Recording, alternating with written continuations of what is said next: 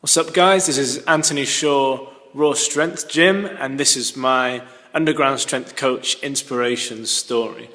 So I'm just going to start from the start.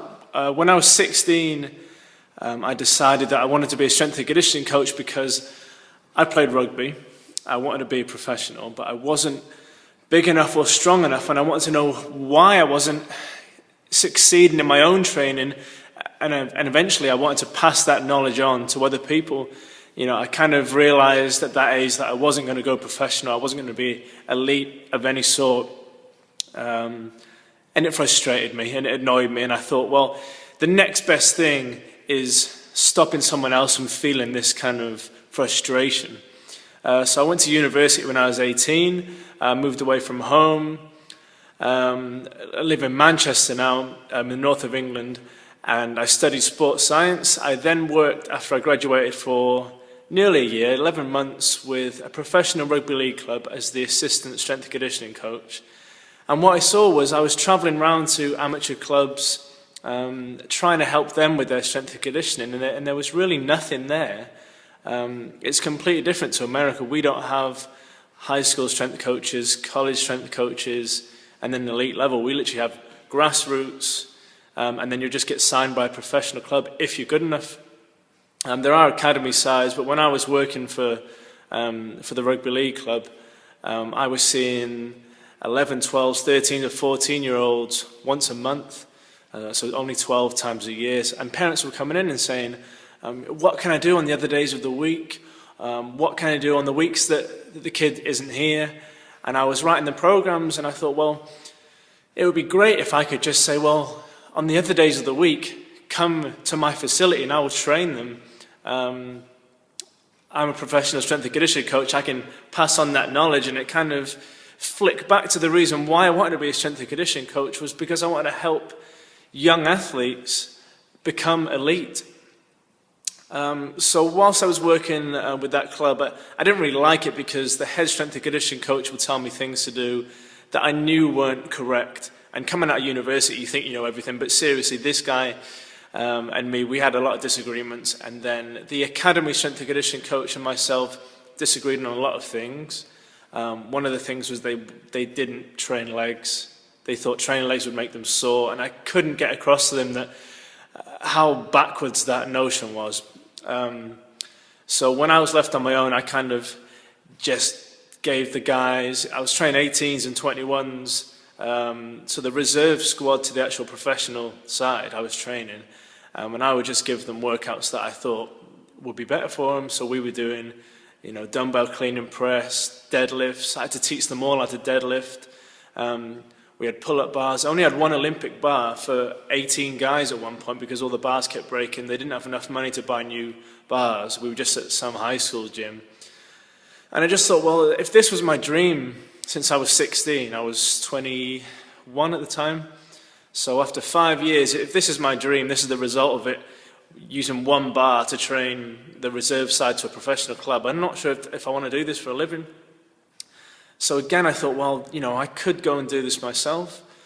And this is going to sound a bit weird. I used to have a horse. I'm from South Wales. I'm a country boy. And when I moved to university, my mum had to look after my horse because we had land and stables and things back then.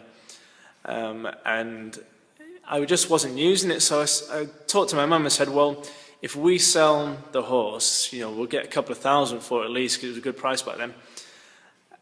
I can use the money and start my own business. And she was like, well, you know, yeah, let's do it. And it was an emotional thing to kind of sell part of the family, really, because a horse will live for 30 years. I can't believe I'm talking about this on a video. A horse will live for like 30 years. So if you imagine that you have something like that, it's almost like something that you've had for so long, and you just kind of selling it for the money, which kind of felt bad, but it was an investment in my future. So on March the 1st, 2010, I opened the doors of my first training facility, and I realized that I didn't know anything about business. I had 380 square feet, so pretty small. Had one bar that I'd had since I was 16, Olympic bar, bumper plates. They're just down on the floor there. You can see them just kind of in the corner. So I've still got that bar. It's been with me for like 10 years now. But that's all I had, just one bar, one power rack in a tiny little space. I didn't have any clients. The rent, as I found out in my business learnings, was pretty much extortion. I was paying nearly £400 a month. I had a part-time job in a shoe shop. I'd quit working for the rugby league club because I wasn't enjoying it anymore. It got to the point where I was just depressed of having to do someone else's programs. It wasn't what was best for the athletes, and I just didn't want any part of it. Even though I had my kind of dream job, I'd rather work in a shoe shop than give an athlete a bad program. That's what it came down to. So I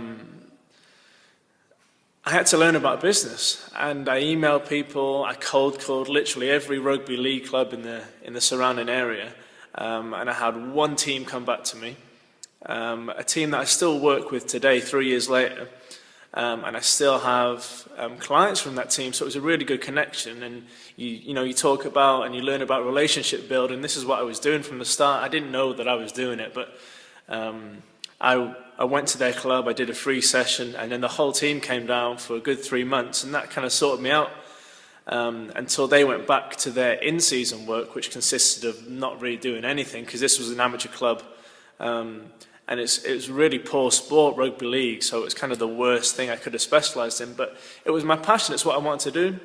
So I was working in the shoe shop 2 or 3 days a week. I wasn't getting paid much money. I was kind of having to phone home to my mum and my dad and just say, can you lend me, another £200? And they were like, well, is this gym ever going to work? And I said, yeah, it will work, just trust me. Can I have another, a couple of £100 just for the rent for it? And after 6 months, I just thought, I just can't do this anymore.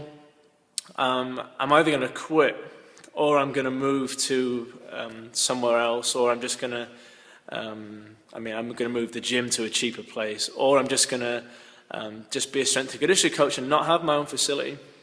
But it was at this point that I decided that I wasn't going to give up. I was going to do anything and everything that it took to have a real quality training facility for young and elite athletes. So what I did was I looked all around the local town, and I found a small kind of garagey workshop place, and that was £260 a month. So it was almost half the price of what I was paying before. It was a bit smaller, so I moved all my stuff in there. And for the first month that I was there, I still had to pay rent on the other unit that I had. I accidentally signed a lease for 7 months, and I didn't realize. And after 6 months, I moved out, and they were like, well, hang on, you actually owe us a month's rent. So what I did was, in the middle of the night, I got all my stuff, put it in a van, and I just drove out of there, not because I didn't want to be, not because I didn't want to pay the rent. It was because I literally couldn't pay the rent. I was so broke, so determined to have my gym a success that I wasn't going to let them take my money. I needed that to pay the rent for the next month for the new place. So I just thought, well, I'm not there anymore. They can come and chase me for it. At the time, it seemed like the best idea. It probably wasn't the best idea because I got a load of legal letters, and eventually I had to pay it. But for that first month that I went, I needed that money, so that's why I did that. And if you're watching, I'm sorry, I did pay you in the end anyway. In the summer, the first 6 months when I started my business, when I was kind of struggling in that extortionate rent place, there was 1 week where I didn't have any food and I just paid the rent. And my plan was that, I don't need to eat food. I can survive, but I'm just not going to have to eat food this week. That's what I'm going to have to do to get the gym going. I'd been seeing a girl for about 2 weeks, maybe 3 weeks, and she said, look, you stupid. I'm going to go and buy some food from the supermarket. And she bought me a week's shopping. And it's just literally the kindest, nicest thing anyone's ever done for me. It just grabbed me, just go out, sometimes, you come first despite your goals for the business. And that girl's now my girlfriend. We've been together. It'll be 3 years this year. So I got with her just after I started the gym. And she's a graphic designer. So she helped me put out my own flyers, business cards, get a new website, Obviously, you guys were girlfriends, you know what it's like. She kind of whips me when I'm not working hard enough as well and says, you know, I need money for this holiday, or we need to buy a house in next year and go and make some money. So it was good to have a motivation of someone that loved me and someone that I love as well. So I'm really happy that and lucky that I had her with me when I started the business. And then I was in the kind of small, cheaper garage unit for a year. At the end of that year, I went to a strongman competition, the UK's strongest athlete, run by Strength and Performance Gym in Stockport. And my girlfriend Sarah came with me, and we were looking at all the other competitors, and a lot of them were other gym owners, which I spoke to via email or visiting them in gyms and talking about business and stuff. And she said, well, why has he got a big gym and you're just in a little garage? And I was like, well, I don't really know. And she said, well, why has that guy got a big warehouse and you're pretty much just training out of a little garden shed? Are they better coaches than you? And I said, no, they're not better coaches. So she said, well, why have they got huge, big businesses and you've got a little shed? And I said, well, I don't have an answer. I don't know. And that kind of was like my light bulb moment. That kind of snapped me into working hard. And 6 weeks after we had that conversation, I signed the lease on the facility that I've got now, which is 1,000 square feet. I did negotiating for the rent for the first year. I got a great deal. I lent some money off my parents so I could fill up the gym with actual equipment rather than just having one bar. And I kind of made a bigger commitment to my goal. And now I've got the gym kind of my dreams. 3 years after I started it, I've been here nearly 18 months, well, pretty much 18 months now. And this Friday, March the 1st, will be the 3-year anniversary of starting my business.